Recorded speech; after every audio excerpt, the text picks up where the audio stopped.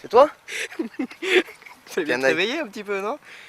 La nuit a été dure, t'as eu du mal à te réveiller? La nuit a été très dure. Ouais, je vois qu'il y a un sac là-bas. Ouais, super poisson. C'est vrai? Magnifique poisson, commune, massif de 21,5. Bordure? Génial. Ouais, Bordure encore? Super. Et toi? Un petit poisson pendant l'orage, c'est tout. D'accord. Bon, c'est toi le spécimen hunter, hein? On essaie. Bon, en haut, ils ont fait quelque chose, tu sais? J'ai pas eu d'écho. On va aller voir? On va aller voir. On voit avec eux. On va aller voir. Et à part ça alors. Oh là! Eh, salut mec. Ah les gars. Et vous? Impeccable. Tu peux marcher cette nuit?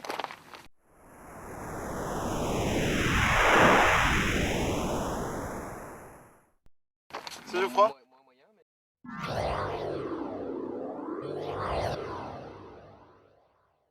Kevin a pas mal déroulé. Ça Kev? Ouais. Ouais. Ouais, Kevin a pas mal déroulé. Du joli poisson dans l'eau? Joli poisson. Oh. Ouais, 21,5 communes. Oh, je suis aux anges.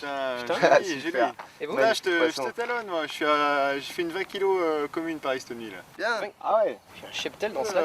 Là, on est sur une gravière donc, de 15 hectares, là, à 2 coups de caudale de la Savoie. Ouais. Et c'est vrai qu'il y a quand même une belle densité de poissons, mais bon, c'est quand même des poissons qui sont quand même un petit peu éduqués, quand même une pression de pêche qui est assez importante. Donc c'est vrai que là, je vois la 25, hein, en changeant un peu de stratégie, en faisant une stratégie un peu moins classique, si tu veux. Tu te démarques un peu, quoi. Un peu plus fine, voilà, j'essaie de me démarquer comme ça. On va se va- faire les photos peut-être tout On de va suite. voir, on va doublée, ouais. sur ton poste, on... Ouais. Tu nous montres ça? Eh ben allez. Allez.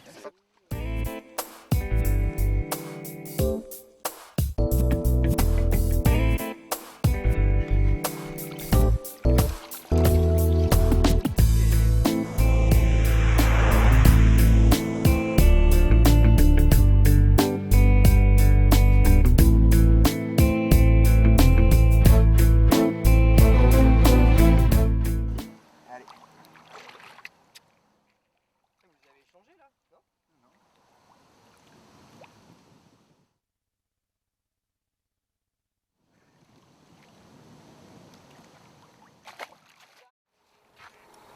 Ça y est, tu viens de retendre la canne?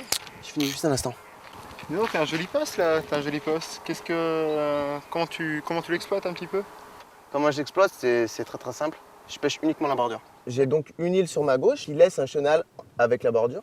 Un chenal qui fait environ une dizaine de mètres, avec un fond relativement vaseux. J'ai aussi à pêcher la pointe de l'île, complètement l'extérieur, et la bordure en face de moi. Comment tu penses que ça vient de quoi un petit peu le fait que tu fasses plutôt du poisson le soir et le fait surtout que tu fasses une belle moyenne de poids? Parce que c'est vrai que quand on regarde les plus jolis poissons, c'est quand même toi qui les as rentrés sur la bordure. C'est vrai que quand je regarde un petit peu les types de pêche que Ouais, qu'on pratique. Fabien et Geoffroy pratiquent, c'est des pêches d'amorçage relativement lourdes. Moi, je pêche en amorçage légère, un petit peu comme toi d'ailleurs, parce que tout à l'heure tu me disais que tu pratiquais Voilà, la pêche, tout à fait. la pêche de aussi, précision. voilà, de précision. Je pêche, si tu veux, pas excessivement lourd, mais relativement précis. D'accord. Et les poissons ne passent pas en banc, c'est en règle générale des poissons isolés, solitaires qui passent. d'accord, Voilà. des poissons solitaires. Et des poissons qui fuient les amorçages. Bon Kev, je te laisse finir de préparer tes cannes. Moi je Pas de retourne problème. au campement, je vais finir les préparatifs avant la nuit. Hein. Ça marche. Bon, à tout à À l'heure. tout à l'heure. Donc là, en fait, il paraît évident qu'on est sur un poste de transition, c'est-à-dire les poissons ne s'arrêtent pas vraiment sur le poste où je vais pêcher. Il y a l'énorme au fond là-bas, sur le poste de Gaël, qui fait une centaine de mètres, et l'île à gauche.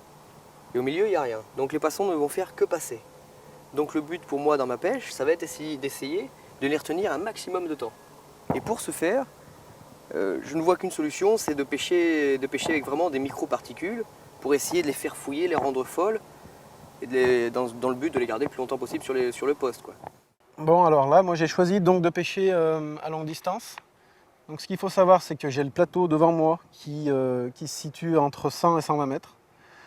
Donc par rapport à ça, j'ai décidé donc de pêcher une canne dessus pour intercepter les poissons qui circuleraient dans les faibles profondeurs. Parce qu'il faut savoir que dessus, il y a à peu près 1 mètre d'eau. J'ai décidé de pêcher avec 2 cannes sur le tombant de derrière. Donc à des distances proches entre 120 et 130 mètres. Dis-moi un petit peu où c'est que tu pêches. Bah écoute, moi si tu veux, ce qui se passe, c'est que sur mon poste, j'ai la fin du haut fond, donc la fin du plateau. D'accord. Donc en fait, le plateau se rétrécit si tu veux. Et par rapport à ça, donc j'ai une canne qui est derrière le plateau. une canne qui est devant le plateau justement, et une autre où j'ai vraiment à l'extrémité du plateau. Donc c'est celle où je fais la majorité de mes départs. Si tu veux, il y a très peu d'eau là-dessus. Sur ta canne la plus à La canne la plus à droite, c'est vraiment l'endroit le moins large du plateau. Et à là-dessus, sonder, ça descend à pic en pente douce un petit peu. donc en fait, si tu veux, c'est vraiment un plateau qui est assez typique. Ça part de 4 mètres derrière, ça remonte tout doucement en pente douce jusqu'à arriver à peu près une 70 cm à peu près au moins profond. Et puis après, donc le plateau lui fait peut-être 3 mètres de large au niveau où je le pêche, et ça replonge. J'ai décidé justement de faire une pêche de précision. C'est-à-dire que j'ai aucun amorçage, je dispose juste mes cannes avec un appât attractif et un stick, ce qui me permet justement comme ça d'être dans l'optique, si tu veux, de pêcher un poisson et non pas de pêcher du poisson. D'accord. Là, si j'ai un poisson qui vient sur ma zone, il se fait piquer directement à mon hameçon, parce que c'est vraiment... Donc au niveau amorçage, c'est vraiment zéro alors? Vraiment zéro, juste un petit stick, une bouillette ou 2 noix tirées et c'est parti.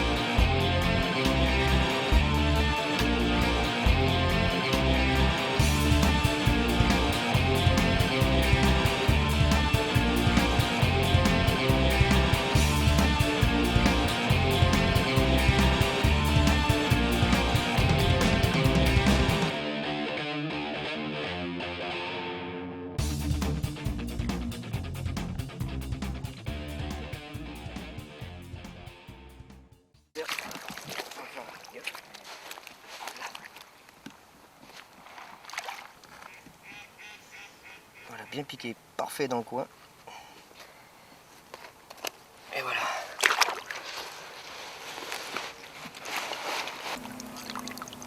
Et voilà, petite carte.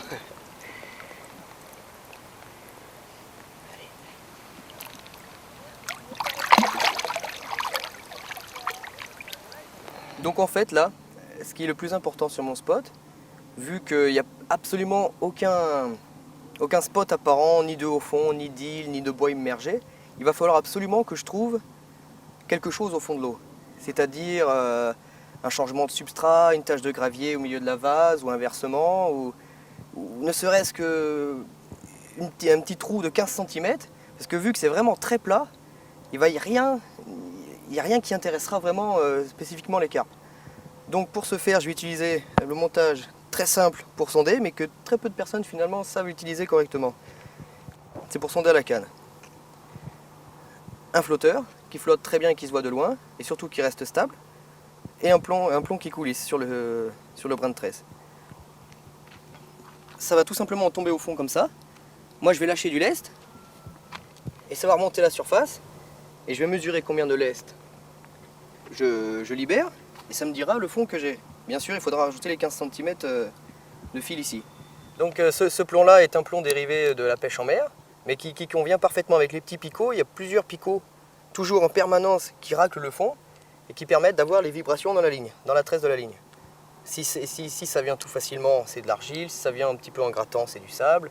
Si on sent des à-coups, il y a des grandes chances sur des galets ou des gros cailloux. Si ça vient et que ça s'enfonce et que c'est difficile à ramener, c'est sûrement de la vase. Sonder à la canne permet de délimiter deux paramètres, c'est-à-dire la profondeur où on pêche et la nature du fond. Alors, on lance comme un montage classique, bien sûr, un peu plus loin que la zone où on souhaite à peu près pêcher. un lancer classique. On ramène, histoire de coller le flotteur au plomb, que le flotteur et le plomb soient bien à côté, pour que ce soit super précis. Je débloque mon frein, je garde la canne bien droite, bien dans l'axe du fil. Et là je compte le nombre de centimètres que je libère à chaque fois. 30, 60, 90, 1m20, 1m50, 1m80, 2m10, 2m40, 2m70, 3m, 3m30, 3,60, 3,90. Hop, il est remonté. Je ramène quelques centimètres pour être bien précis. Là, il est remonté à 3,80 m, donc j'y rajoute les 15 cm de mon bas de ligne. Donc ça fait 3,95 m. On peut dire 4 mètres, avec la longueur du flotteur. Donc là-bas, il y a 4 mètres de fond. Ça, c'est une chose acquise. Donc maintenant, je vais ramener sur quelques mètres pour essayer de déterminer quelle est la nature du fond là-bas par 4 mètres. Alors maintenant, avec la canne sur le côté,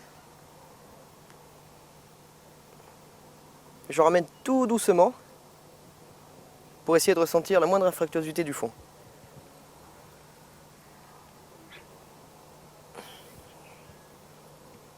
Là, c'est vraiment tout mou, avec quelques légers à-coups. J'ai l'impression que c'est bien de l'argile.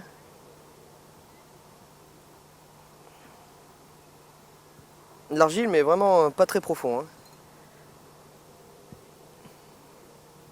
Une chose aussi, c'est qu'il est important que le corps de ligne soit en tresse. La tresse est un matériau vraiment pas élastique qui permet de ressentir toutes les vibrations dans le corps de la canne, et ce qui permet d'être beaucoup plus précis. Donc moi, les poissons vont passer d'une zone à l'autre sans vraiment s'arrêter sur le mien. Il n'y a rien qui les intéresse sur ce poste-là. Donc en fait, ce que je vais faire, j'ai pas le choix, c'est d'essayer de les arrêter un maximum de temps sur mon poste. Donc pour ce faire, je vais employer le méthode feeder. C'est de la farine mélangée avec plein de microparticules, histoire de les faire rester un maximum de temps sur mon poste, de les faire chercher, de les rendre presque folles. C'est-à-dire que du chènevis va passer sous un gravier, un brin de blé va passer sous un caillou. Il va falloir vraiment faire en sorte qu'elle reste le maximum de temps sur mon poste, sinon j'ai aucune chance de vraiment dérouler régulièrement, quoi. Donc pour ce faire, on va devoir s'atteler à faire des boules de méthode. Je vais vous montrer la recette. La base de mon méthode feeder se compose de farines céréalières qui ont surtout pour but de compacter la farine dans un mélange bien homogène, c'est-à-dire de la farine de maïs, farine de blé, qui vont l'alourdir, qui vont faire que ça colle bien et qu'il y ait une bonne tenue lors du lancer. Il y a donc là-dedans ces 3 farines céréalières, plus de la farine de poisson blanc, de la farine de hareng et de flétan. Ces farines-là ont pour but d'être des farines traçantes. C'est-à-dire que le nuage d'odeurs, d'attractants, de pellicules qui vont se déliter va s'étendre horizontalement et va voyager vraiment très loin de l'amorçage. Ça a pour but d'aller attirer les carpes le plus loin possible. Il y a aussi du lait en poudre et de la bétaïne, ce qui a pour but vraiment par contre là de créer un nuage au-dessus qui reste durablement au-dessus de la boule d'amorce. C'est vraiment fait pour que ça dure le plus possible. Donc ça, c'est ma base.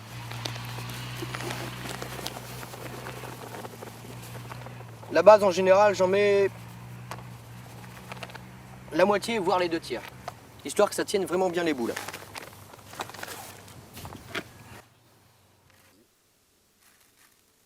Donc maintenant, je vais adjoindre à ma base des microparticules. Donc comme j'expliquais tout à l'heure, dans le but vraiment de faire chercher les carpes un maximum. Donc en microparticules, en graines, ça va être du chènevis. On voit bien les petits germes qui sortent. Et du bird food, des graines pour oiseaux. Donc il ne faut pas non plus en mettre de trop, parce que ça risque de faire éclater les boules. Et le chien de vie a pour gros défaut, le seul qu'il est, c'est de rendre les carpes un petit peu folles, c'est-à-dire quand vraiment s'il y en a beaucoup, elles risquent de ne vouloir manger que ça. Donc ma base de chien de vie, ne pas hésiter à mettre le jus de cuisson qui est concentré en tout ce qu'il y a de bon dans le chien de vie, donc ce serait vraiment dommage de se servir de l'eau du lac au lieu de se servir vraiment du jus de cuisson. Hein. Je préfère à chaque fois mélanger, à chaque fois que j'ajoute un ingrédient, parce que si on attend la fin, c'est vraiment assez dur de tout malaxer, donc je préfère bien affiner ma farine après chaque ajout d'ingrédients. Donc ensuite, je vais y adjoindre des pellets, le célèbre pellet, ce que tout le monde utilise maintenant.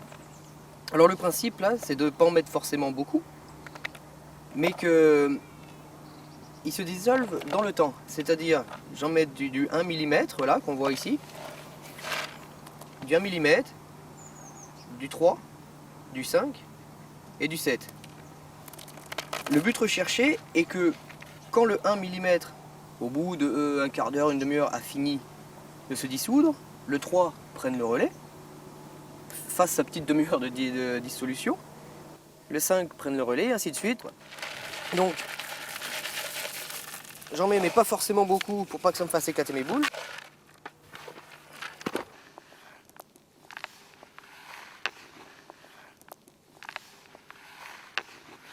Donc je vais aussi rajouter des granulés à volaille,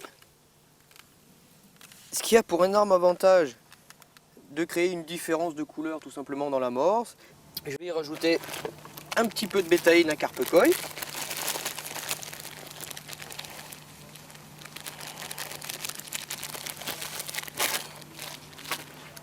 Voilà. Et lait préféré de tous les poissons, des asticots. Alors ça, faut pas hésiter à forcer la dose, hein, parce que on s'imagine peut-être pas nous, mais une centaine d'asticots qui grouillent au fond, les carpes l'entendent vraiment à des dizaines de mètres, c'est assez impressionnant. Ça a pour effet vraiment de se propager, de guider les carpes vers l'amorçage et de créer surtout aussi une concurrence alimentaire avec les petits poissons fourrage. S'il y a des centaines de gardons qui viennent sur le coup, qui font du bruit, qui brassent l'amorçage, obligatoirement au bout de quelques minutes, les carpes vont trouver ça curieux et vont arriver sur la zone. Donc là, maintenant que j'ai fini de mettre tous les ingrédients secs, on va pouvoir rajouter l'arôme qui sera la touche finale à la recette et ensuite bien sûr mouiller l'amorce. Alors là, bon, je vais partir sur un arôme carné, une vraie tuerie. Pas besoin d'en mettre beaucoup parce qu'il est très très concentré. Gorgé d'acides aminés, de protéines.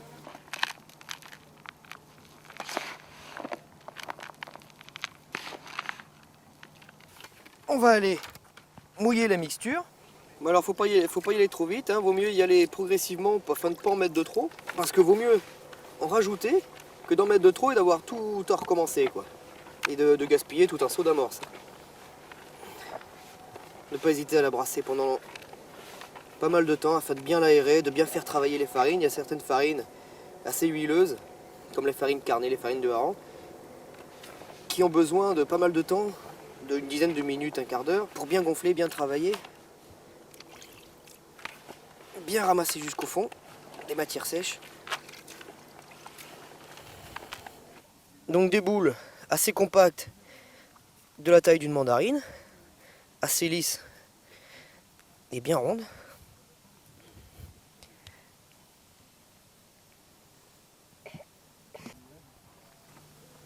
Donc le but de ces boules, hein, je ne veux ni qu'elles éclatent en touchant la surface de l'eau, ni qu'elles restent vraiment dans cet état-là. Je veux qu'elles éclatent qu'à moitié et qu'au fond, il y ait un tapis d'1 mètre à peu près de diamètre et juste le cœur de la boule qui reste à peu près comme ça.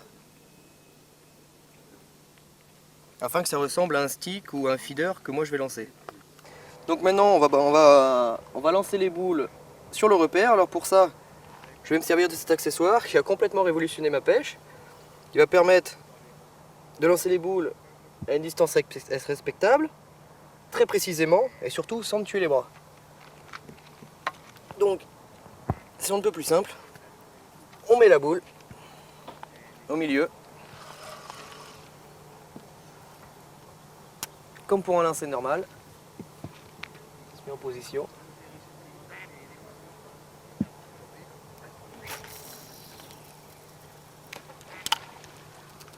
Et le gros avantage, c'est que le godet tombe à 10 mètres devant et n'est pas dur à ramener par rapport à un mètre quête, quoi. Là, c'est sans effort, c'est rapide, précis. La boule au milieu. Et rien ne se perd au passage. Toute la farine arrive là où je veux qu'elle arrive.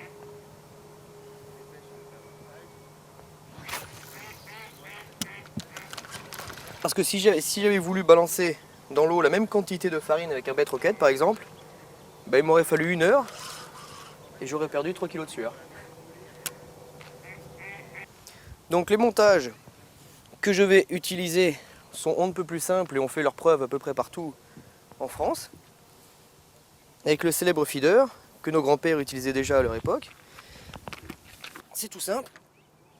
Je prends le même mélange que pour mes boules que j'ai lancées tout à l'heure, que je colle autour du plomb. Celui-là fait 40 grammes, histoire d'assurer un autoferrage minimum quand même. Donc je la serre bien. Le but c'est que les poissons confondent mon feeder avec les boules que j'ai lancées juste avant. J'ai mis une bouillette boostée, histoire que ça se démarque quand même de ce qu'il y a déjà au fond. Histoire que ce soit quasiment ça que les poissons choisissent en premier, quoi. Je le colle dedans. Comme ça, à l'impact de la boule sur le fond, grâce au bas de ligne rigide, tac, la bouillette et l'hameçon vont se libérer de la boule et vont se présenter parfaitement. Donc je vais disperser mes cannes à peu près 15 mètres autour du repère. Hein.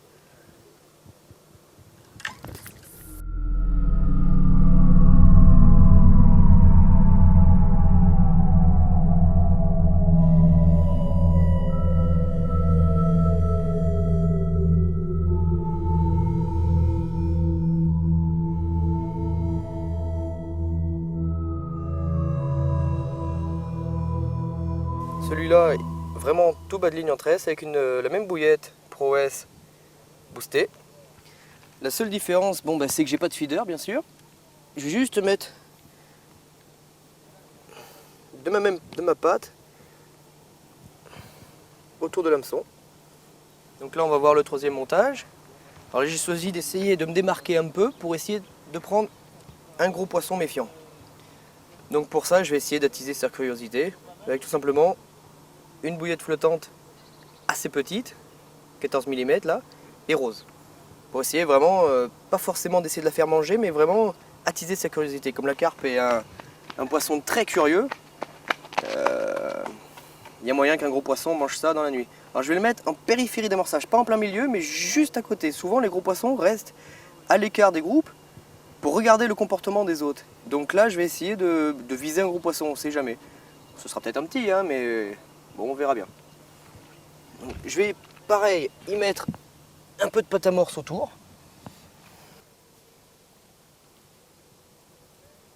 Ça crée toujours une petite zone qui marque le fond autour de l'èche. Ça me permet aussi d'être sûr de ne pas être emmêlé, que ce soit pêchant. Là.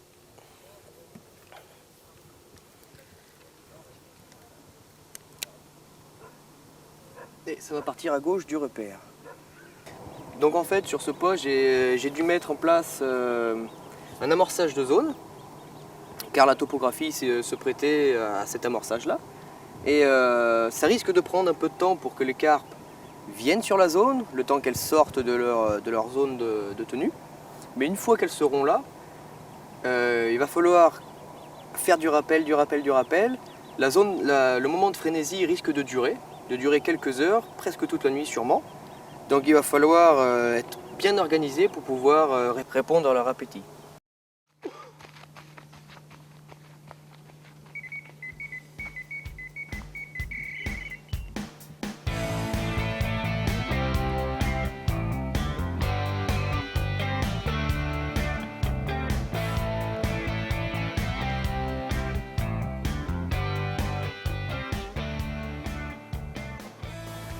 Cette distance, c'est pas facile. Hein, surtout qu'on a le plateau à faire passer.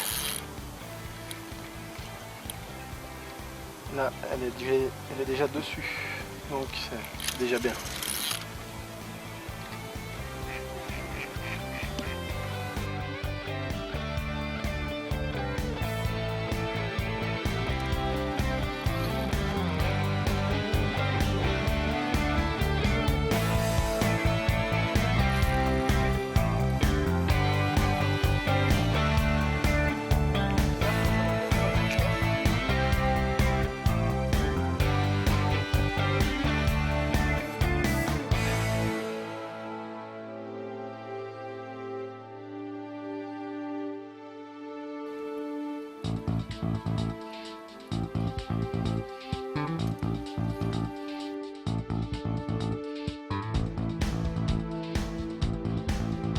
Il a eu un comportement bizarre pendant le combat, je trouve.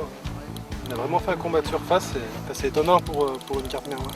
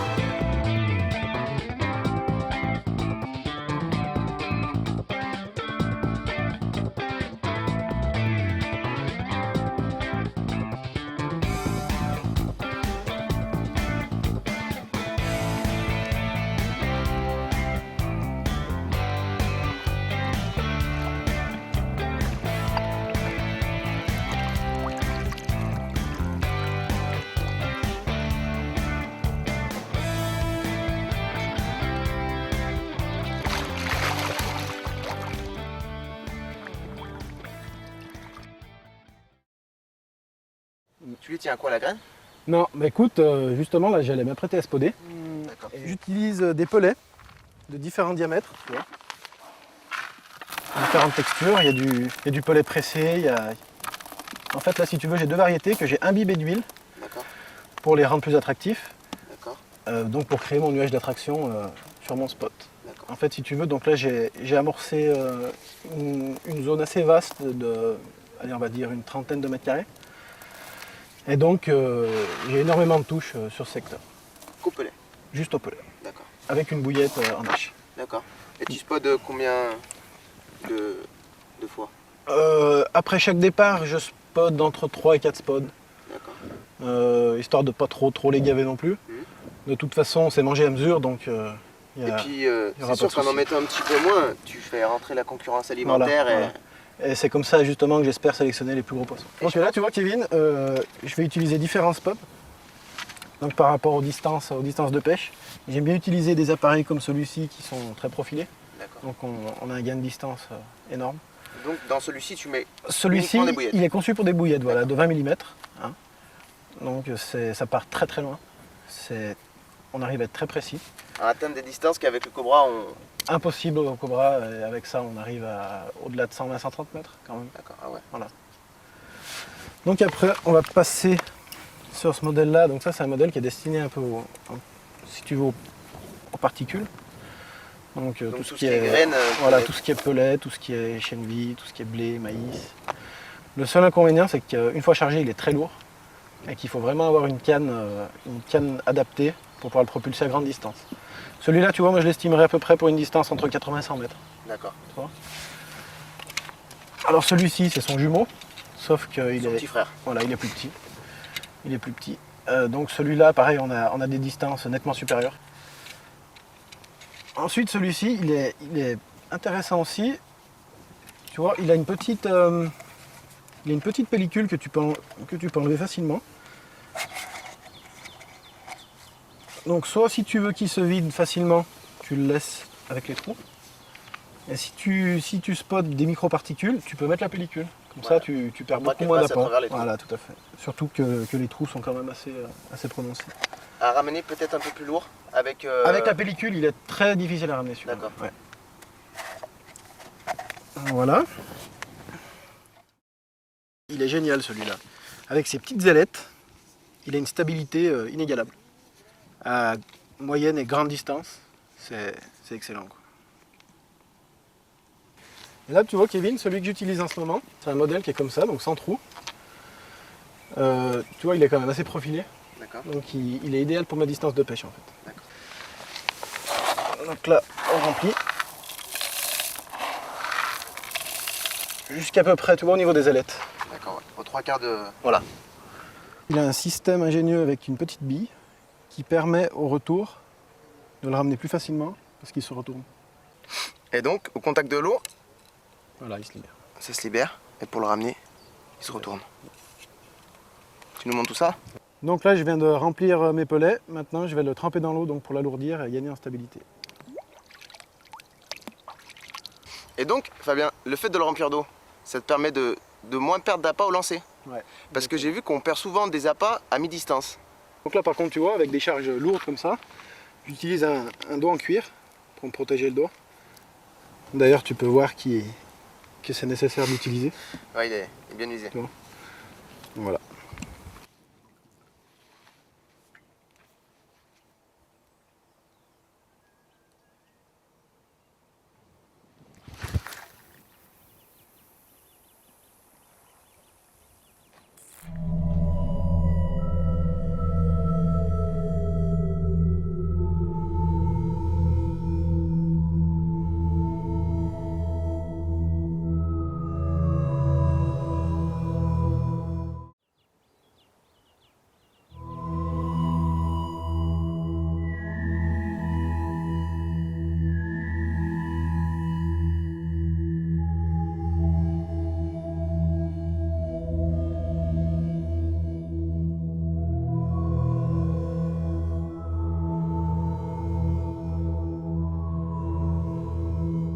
Et donc là, tu vois, on va pouvoir le ramener sans difficulté.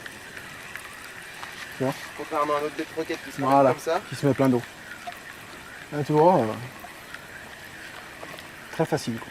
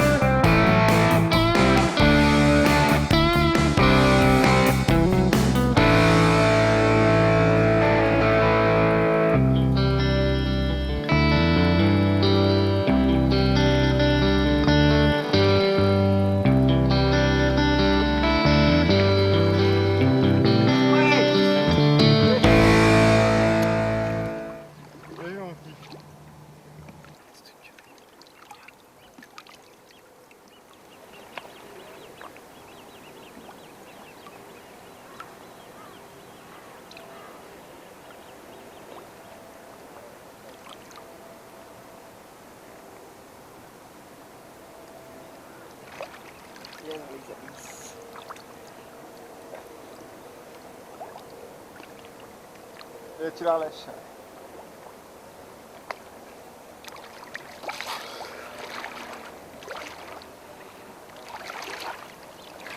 C'est bien, mon pote. Je vous présente un petit peu moi la pêche que j'ai appliquée sur mon poste. Donc en fait je me retrouve justement avec un haut fond qui est à peu près à 60 mètres d'ici et j'ai décidé pour essayer de leurrer un petit peu le poisson de façon différente parce qu'on l'a déjà dit un petit peu mais c'est vrai qu'il y a une pression de pêche qui est un petit peu importante Et par rapport à ça, donc, je vais faire une pêche de précision. Donc, quand je parle de pêche de précision, je parle tout simplement du neige, donc de l'appât qu'on va utiliser sur son cheveu, avec lequel je vais l'agrémenter soit d'un stick, soit d'un sac soluble, soit éventuellement d'un petit stick de pellet.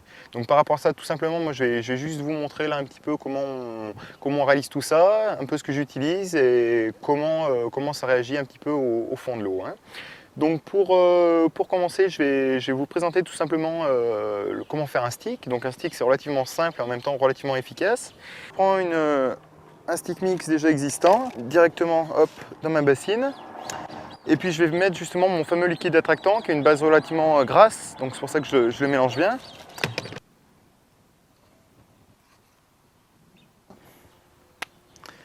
Donc ensuite, je vais mélanger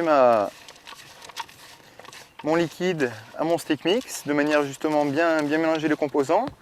On voit bien déjà que le stick mix a pris une couleur beaucoup plus foncée, hein, donc elle s'est imbibée des matières grasses. Ce qui va faire justement qu'une fois arrivé dans l'eau, on va avoir toutes ces particules grasses qui vont remonter en surface et ainsi pouvoir toucher toutes les couches d'eau. Ça c'est justement l'action qui est intéressante, le fait en intégrant justement un liquide plus gras.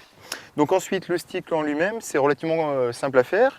On trouve dans le commerce donc des filets solubles directement prêts, on en trouve de différentes tailles destinés à différentes utilisations, aussi bien pour mettre des pellets que des bouillettes. Là, celui que j'utilise, c'est un stick de diamètre, on est à peu près à 2 cm, hein, de manière à faire un stick de taille classique. Donc tout simplement, ce que je vais venir faire, là, c'est je vais venir prendre mon stick mix à l'intérieur, hop, et je vais l'intégrer justement dans mon tuyau. Je vais venir mettre le pouce à l'extrémité de ce tube et à l'aide du bed compacteur pouvoir compacter mon stick à l'intérieur, de manière à avoir un stick relativement compact. Hop. Voilà. Une fois donc que je l'ai compressé à l'intérieur, tout simplement ce que je fais, je vais venir pousser mon stick qui va hop, directement sortir à l'intérieur du filet. Je vais venir sortir un peu de filet, tout simplement de manière à venir nouer mon stick de manière à le garder vraiment compact. Justement, l'effet du compacteur, c'est vraiment d'avoir quelque chose de compact, de manière à ce que ça éclate dans l'eau. Donc ensuite, ce qu'il faut tout simplement faire, c'est faire un nœud simple, hop, comme ceci, dans lequel vous venez passer votre stick, et vous allez ensuite serrer, hop, au maximum, et à ras le stick, le nœud, de manière à garder justement cet effet compact qu'on a, hop, qu'on obtient ainsi. Voilà. Donc ensuite, ce que je refais un double nœud, un nœud par-dessus, mais le nœud qui va venir monter juste, hop, juste au-dessus du nœud que j'avais fait précédemment, de manière à ce que pour mon prochain stick, ce soit directement prêt. Donc à partir de là, une fois que j'ai fait mon double nœud, hop, je coupe entre les deux, mon stick est prêt, et j'en suis plus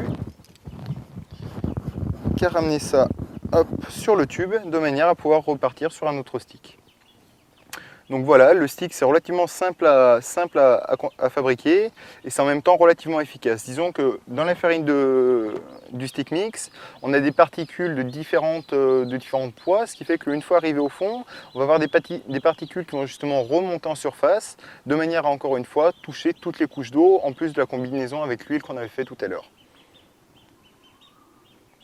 Maintenant, je vais vous montrer également ce que j'utilise avec toujours pour la pêche de précision. Je vais maintenant concevoir donc justement un petit stick, un petit sac soluble, un petit filet soluble pardon, composé de pellets. Donc je vais vous montrer comment ça se fabrique. Le même principe que le stick, c'est relativement simple. Il suffit simplement de prendre hop, des pellets. Donc là j'ai des pellets de différentes tailles. Je vais tout simplement, comme j'ai fait pour le stick, intégrer dans mon dans mon tube soluble.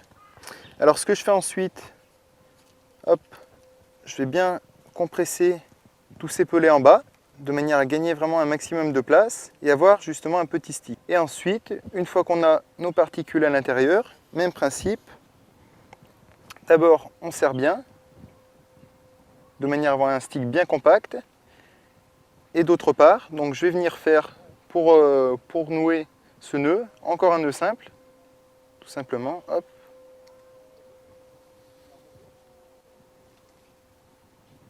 Et en resserrant, justement, je le serre toujours à fond, de manière à garder toujours un stick bien compact. Même principe, donc je viens recouper entre mes deux nœuds, de manière d'une part à finir mon stick, ma petite chaussette, et d'autre part, hop, être prêt à repartir pour la prochaine fois. Donc bon, ça, on ne va plus en avoir utilité pour l'instant. Je vais vous montrer là maintenant un petit peu aussi un produit que j'utilise beaucoup, c'est tout simplement le sac soluble. Sac soluble qui justement, dans les cas de pêche de précision, peut être intéressant. Donc il existe ainsi donc, tout un assortiment de modèles de sacs solubles différents, justement qui peuvent pallier à toutes les distances un petit peu d'amorçage qu'on souhaite faire. On va avoir justement des parties un peu plus coniques, donc qui sont plus destinées à la longue distance, alors qu'on retrouve après des paquets beaucoup plus classiques qui permettent de faire des pêches à courte et moyenne distance. Pour la conception du sac soluble, ce que je vais faire, je vais tout simplement vous montrer, c'est relativement simple. Il suffit de s'équiper donc d'un sac soluble classique, là on part vraiment sur une taille standard. Alors là j'ai un petit accessoire qui est bien pratique justement pour les remplir, c'est tout simplement un entonnoir.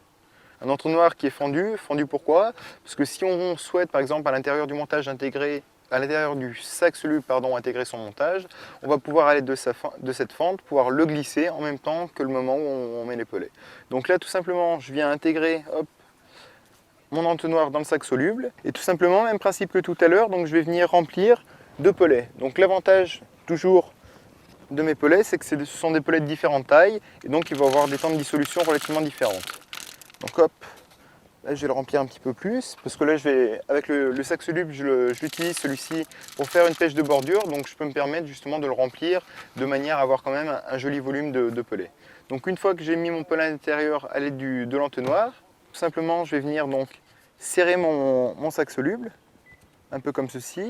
Donc ce qu'il faut bien penser à faire tout simplement, c'est à percer le sac soluble parce que de manière d'une part à éviter qu'il descende trop doucement, étant donné qu'il risque d'y avoir de l'air dedans. Donc là, en enlevant l'air, tout simplement en le perçant, ça me permet d'éviter ce problème. Donc une fois que le sac soluble est percé et que je l'ai entortillé, je vais tout simplement prendre du fil soluble, qui va me servir ensuite, hop, à nouer mon sac. Donc je vais faire tout simplement plusieurs nœuds simples les uns sur les autres, hop, de manière à bien le serrer. Je viens couper donc d'une part l'excédent de fil soluble et d'autre part l'excédent du sac soluble en lui-même. Mais là, donc on a un sac soluble, mais il n'est pas encore fini. Donc ce qu'il faut bien penser à faire aussi, toujours dans un souci d'une part pour gagner de la distance au moment où on va le jeter et d'autre part pour qu'il descende plus vite au fond de l'eau. Donc là je vais tout simplement tasser mon sac soluble, étant donné que j'ai fait des trous, dans le but tout simplement de chasser l'air. Et aussi, donc, vous voyez cet excédent de sac soluble de manière à pouvoir l'éviter. Donc pour ça, tout simplement ce que je fais, une fois que je l'ai tassé, je vais venir plier cette partie-là et la partie d'excédent, je vais mettre un coup de langue dessus, tout simplement de manière à l'humidifier pour pouvoir ensuite le recoller. Et ensuite, une fois que j'ai mis, hop, que je l'ai humidifié, je viens rabattre cette partie sur le sac et ensuite le serrer un petit peu de manière à ce qu'on ait une bonne prise par rapport au collage. Et donc une fois le sac terminé, on obtient un sac qui est relativement compact et qui en même temps retient très peu d'air à l'intérieur, donc qui va descendre relativement vite au fond. Donc là, maintenant que je viens de finir mon sac soluble, je vais vous montrer un petit peu tout simplement comment on va aller directement les écher. Donc par rapport à ça, j'ai pris également mon stick et mon filet soluble. Hop.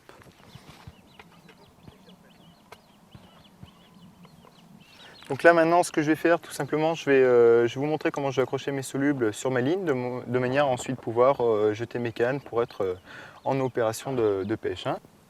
Donc là, par rapport à ça, j'ai mon stick.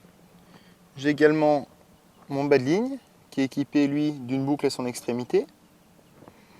Et par rapport à ça, donc pour l'enfiler sur le stick sur mon bas de ligne, tout simplement, j'ai besoin d'une aiguille. Une aiguille sur laquelle j'ai un petit bout de caoutchouc qui me servira, on le verra par la suite, justement, à bloquer mon agrafe rapide.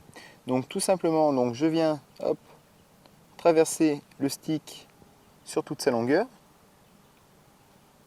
Hop, de manière à le faire ressortir de l'autre extrémité. Et je vais ensuite tout simplement, à l'aide de mon aiguille à chat, hop, passer donc mon stick directement sur mon bas de ligne. Hop.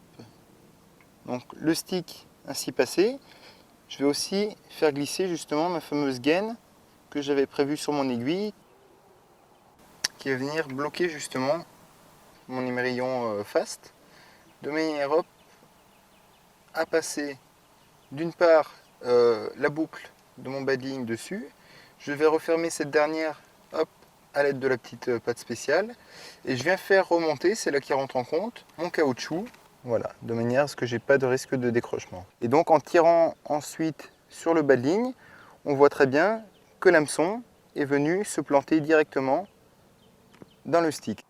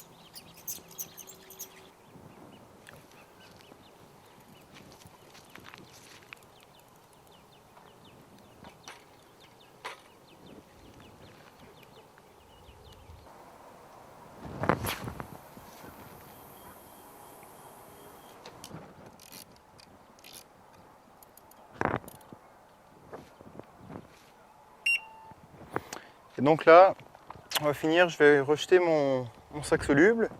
Donc tout simplement, je reprends mon montage, donc là que j'ai équipé d'un pelet équilibré.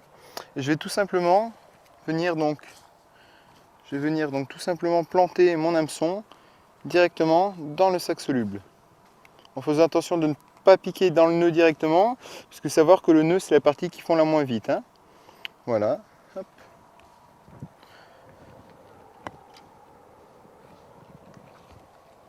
Donc là, vu que j'ai un gros sac soluble, c'est une canne là, que j'ai décidé de ne pas faire pêcher très loin.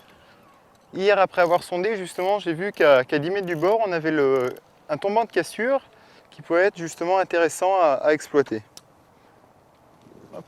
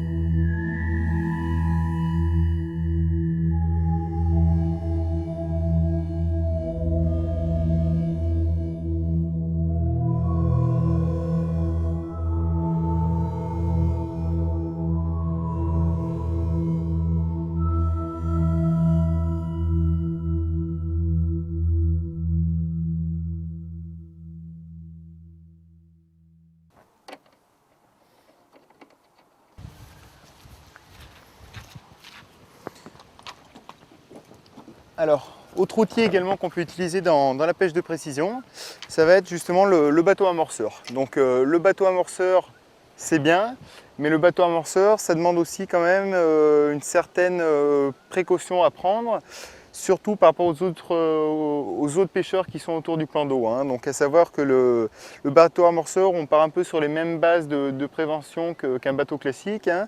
Donc c'est-à-dire que quand on va tendre ses lignes, éviter d'aller tendre ses lignes à 200-300 mètres, hein, c'est complètement inutile dans certains cas. Et puis d'autre part, afin justement d'éviter toute dérive par rapport à ça. Hein. Savoir que le bateau amorceur, c'est quand même un bateau qui n'est pas autorisé sur la totalité des plans d'eau qu'on pêche et que c'est bien dans certaines précautions, dans un certain contexte, mais pas dans un autre. Hein. Donc là, c'est vrai que dans le cadre de la pêche de précision, ça va être intéressant parce que ça permet quand même d'emmener une ligne avec son amorçage directement au lieu où on souhaite déposer la ligne. Tiens, bah écoute, ce que je vais faire, hop, je te laisse prendre la canne. Hop, moi je vais récupérer la télécommande, comme ceci. Voilà. Ce que je vais faire, donc, je vais m'accrocher directement, hop, ma ligne. Donc ce qu'on vient faire, tout simplement, on vient accrocher l'hameçon directement à l'aimant qui est situé dessous.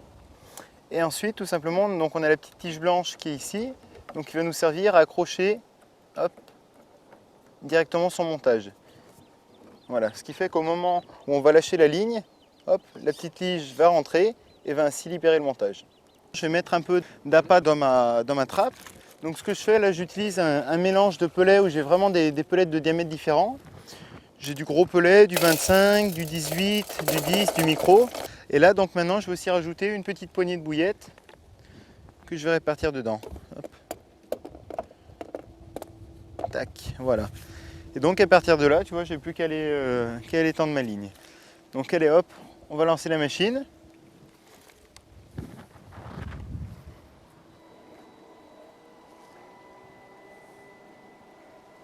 Et je vais ainsi donc aller tendre comme ça ma ligne directement sur le haut fond.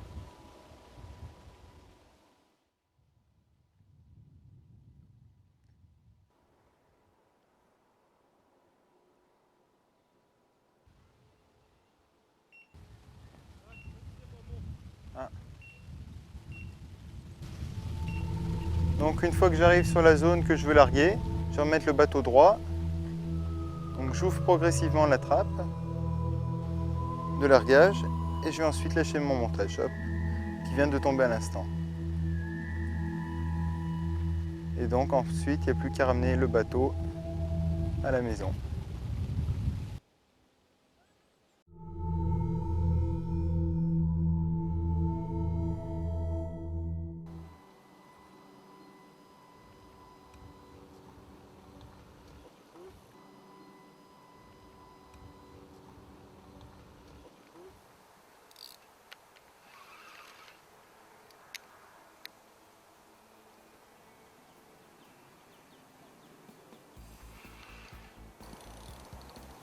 Christophe, est-ce que tu peux me faire passer l'épuisette s'il te plaît?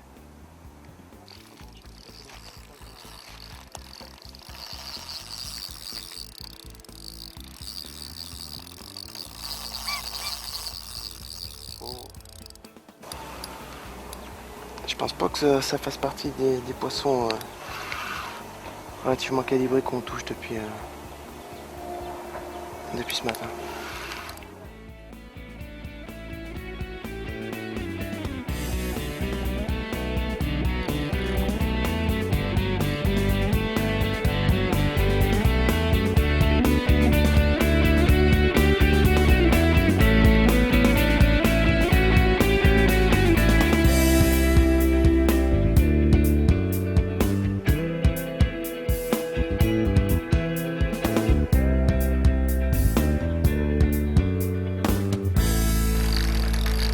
Oh putain.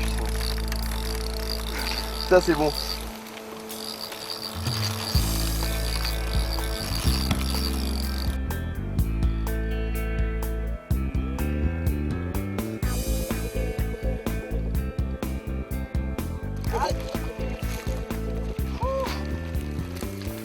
Un joli poisson. Ouais, ça.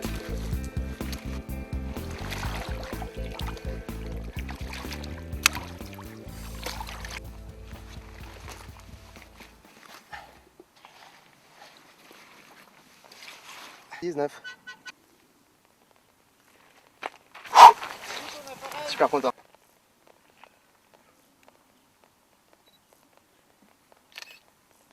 Mon amorçage sera très léger parce que vu que c'est du poisson de passage, ça ne sert à rien d'amorcer lourd, mais une pêche relativement aussi précise. Donc j'ai préparé quelques farines pour vous expliquer un petit peu la composition de mon amorçage. Alors donc ici j'ai une farine de base dans laquelle je vais rajouter du bird food.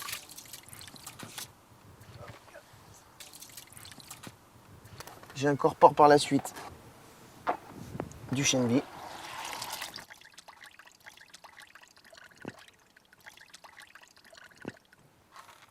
Ces deux graines sont des graines très attractives et elles permettent aux poissons de rester longtemps sur le coup de par leur toute petite taille. Je dirais que deux gros inconvénients, c'est qu'on ne peut pas les écher et que le poisson peut facilement se fixer dessus et refuser toute autre éche. Et j'ai un pour finir. La méthode de chez Nutrabait, c'est un mélange de petites graines broyées. Une fois ces opérations terminées, je mélange ma mixture.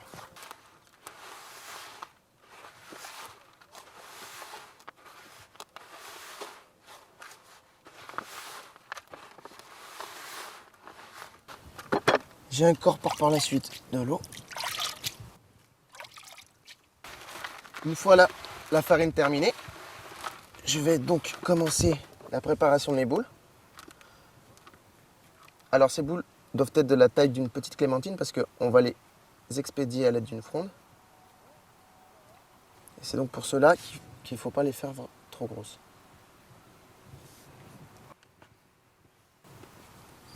Il faut faire les boules très compactes pour ne pas qu'elles s'éclatent en vol. Une fois la confection des boules terminée, on va donc passer à l'amorçage. Donc j'ai une fronde prévue avec un large godet.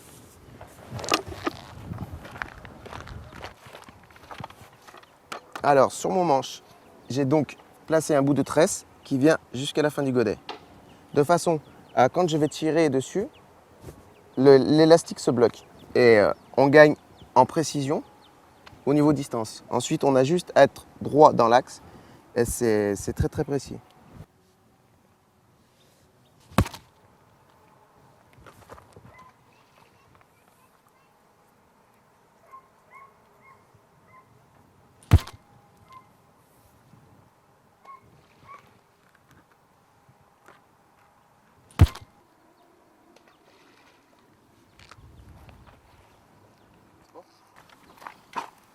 Alors, pour pêcher sur cet amorçage à la farine, je vais utiliser des granulés Total Chain Bee de chez Nutrabait qui sont très gras et qui diffusent très bien. Et des petites bouillettes flottantes de couleur flashy en diamètre 10 de chez Carp Foods Concept.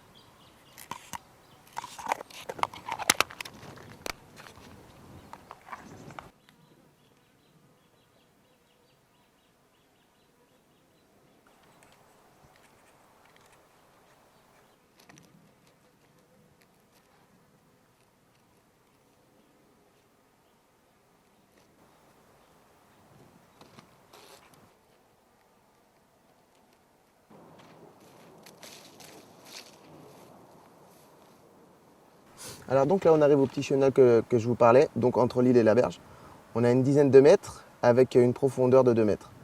Alors pour cet amorçage, je vais utiliser du pelet et du frolic, arrosé d'extrait de foie avec une demi-cuillère de betaine hachée. Un mélange détonnant pour les carpes.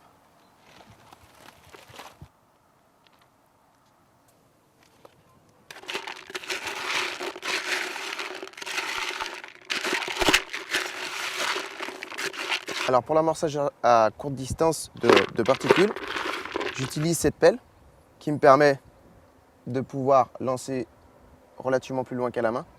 Et surtout, quand on a des mixtures grasses, de ne pas se graisser les mains.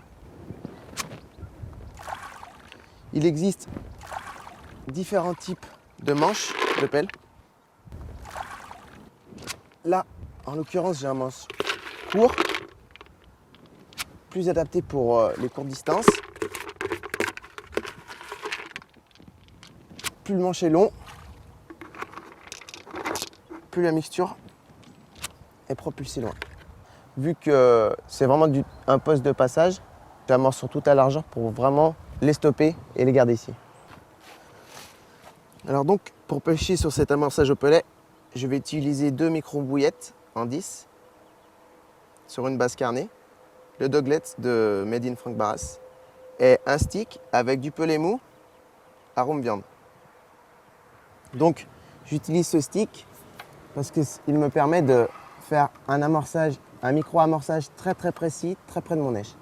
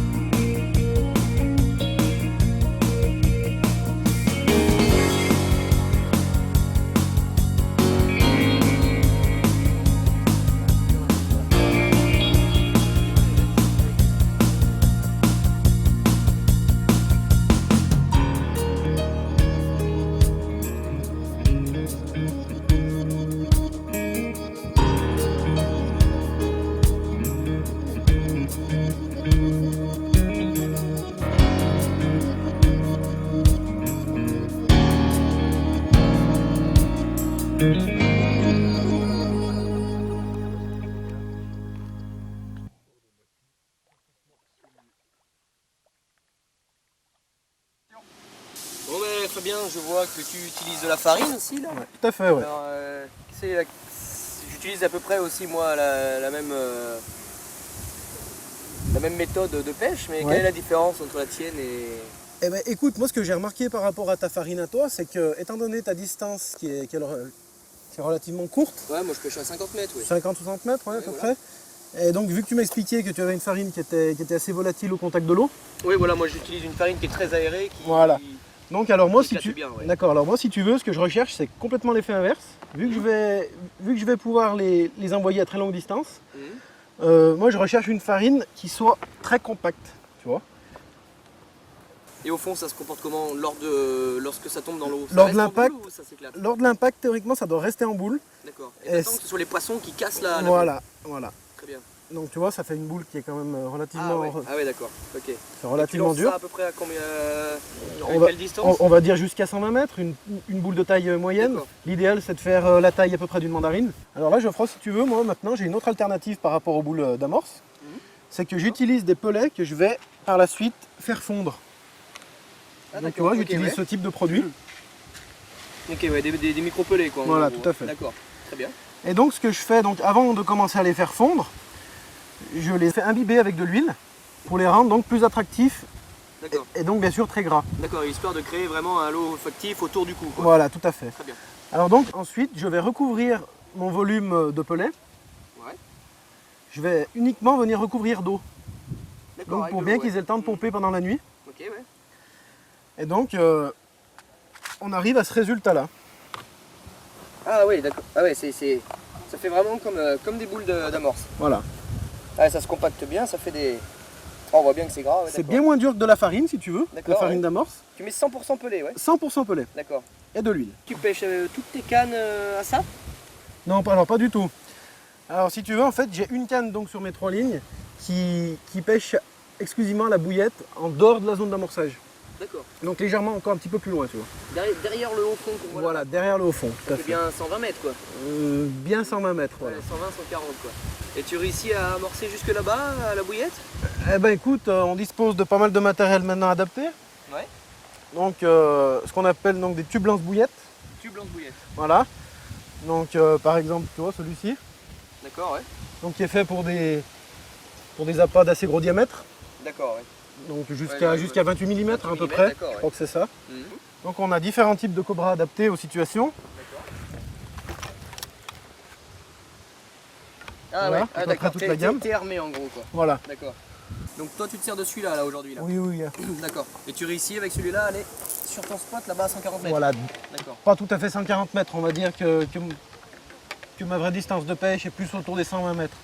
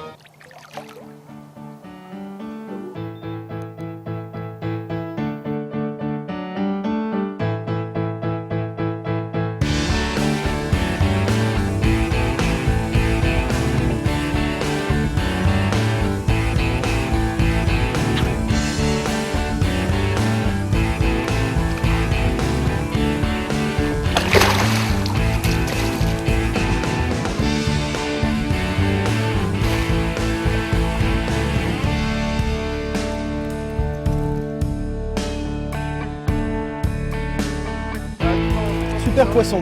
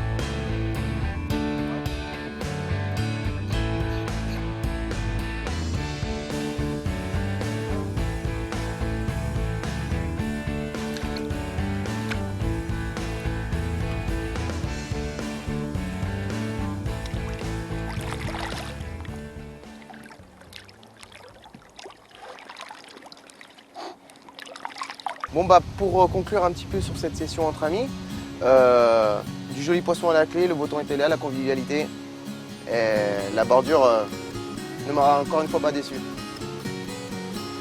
Bon, ben, la session touche à sa fin. On a pu voir que toutes les stratégies d'amorçage avaient donné satisfaction, avec 3 poissons de plus de 20 kg et une multitude de poissons de plus de 15. Personnellement, ma stratégie d'amorçage de zone a permis de faire rentrer beaucoup de poissons sur le coup, pas mal de petits dans le tas, mais c'est ce que je souhaitais, donc objectif réussi. On vient de passer une excellente session, tant au niveau convivialité qu'au niveau des poissons. J'ai fait beaucoup de poissons à très longue distance, d'un poids certes moyen, mais bon, je me suis régalé et je pense que tout le monde ici s'est bien éclaté pendant ces quelques jours de pêche. Voilà donc au terme de cette session, durant laquelle nous avons pu illustrer les différentes techniques et stratégies d'amorçage. La mienne qui consistait donc à faire une pêche de précision a permis de me rapporter surtout de très jolis poissons. J'espère que vous pourrez apprécier les images de cette session et donc je vous dis à très bientôt.